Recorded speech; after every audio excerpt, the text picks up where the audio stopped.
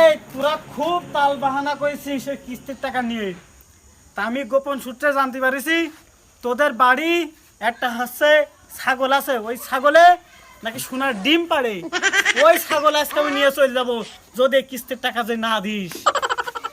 এ তুই কি কারোর সাথে কইলি নাকি আমাদের ছাগলের সোনার ডিম পারে? তা না তো এ তাটা ছাড়ে ধরে ঠেকা না ছাগল নিয়ে দেবে।